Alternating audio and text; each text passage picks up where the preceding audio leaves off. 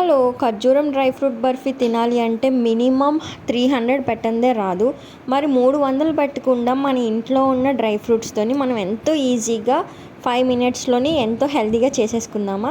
దానికి ఏం లేదు, మన దగ్గర ఉండే సీడ్స్ డ్రై ఫ్రూట్స్ అనేవి తీసుకోండి. పిస్తా, బాదం, అవి పిక్కలేని డేట్స్ని తీసుకోండి. ఇలా తీసుకున్న తర్వాత మిక్సర్ జార్లో వేసుకొని ఇది మంచిగా పేస్ట్ చేసేసుకోవాలి.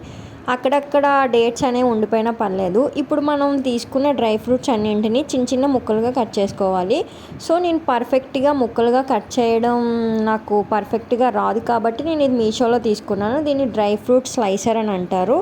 దీంట్లో మనం ఏ డ్రై ఫ్రూట్స్ చేసినా దీన్ని మంచిగా ఇది స్లైస్ చేస్తుంది. అంటే మంచిగా చిన్న చిన్న ముక్కలుగా కట్ చేసి పెడుతుంది. చూసారా, సేమ్ మనం స్వీట్ షాప్లో తిన్నట్టే ఉంటుంది.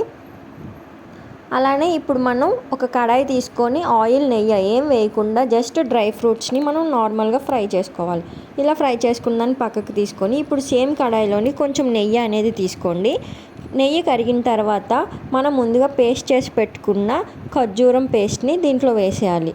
దీంట్లో వేసేసిన తర్వాత దీన్ని మంచిగా అదంతా నెయ్యిలో కలిసేటట్టు కలుపుకోవాలి. మీడియం ఫ్లేమ్లో పెట్టుకుంటూ చేసుకోవడం వల్ల మనకి ఏమవుతుందంటే ఈ ఖర్జూరం అనేది కొంచెం దగ్గర పడుతుంది.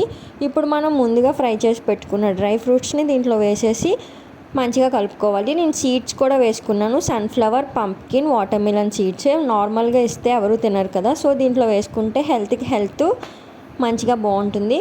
సో ఇదంతా కలిసేటట్టు మంచిగా కలుపుకోవాలి. ఈ డేట్స్ మిశ్రమం అంతా కొంచెం దగ్గరికి పడిన తర్వాత మనం స్టవ్ ఆపేసుకొని దీన్ని ఒక బౌల్లోకి తీసేసుకుందాం. నేనైతే ఒక నెయ్యి రాసిన ప్లేట్లోకి తీసేసుకున్నాను. ఇలా స్పూన్తో ఈక్వల్గా చేసేసుకున్న తర్వాత దీనిపైన చిన్న నెయ్యి అనేది వేసాను. ఎందుకంటే కట్ చేసినప్పుడు మనకు అంటకుండా ఉంటుందని. ఒక హాఫ్ అన్ అవర్ నేను దీన్ని ఫ్రిడ్జ్లో పెట్టుకొని బయటికి తీసిన తర్వాత దీన్ని మంచిగా కట్ చేసుకున్నాను. నేను కొంచెం పెద్ద ముక్కలు అనేది కట్ చేసుకున్నాను. చూసారా, ఎంతో టేస్టీ ఖర్జూర్ బర్ఫీ అనేది రెడీ అయిపోయింది. దీన్ని ఫ్రిడ్జ్లో పెట్టుకోండి, ఎయిర్ టైట్ డబ్బాలో వేసి, చాలా టేస్టీగా ఉంటుంది. ఇలాంటి వీడియోస్ కోసం మన ఛానల్ని సపోర్ట్ చేసి సబ్స్క్రైబ్ చేయండి. ఇలాంటి మంచి వీడియోస్తో మళ్ళీ మీ ముందుకు వస్తాను. అంతవరకు థ్యాంక్స్ ఫర్ వాచింగ్.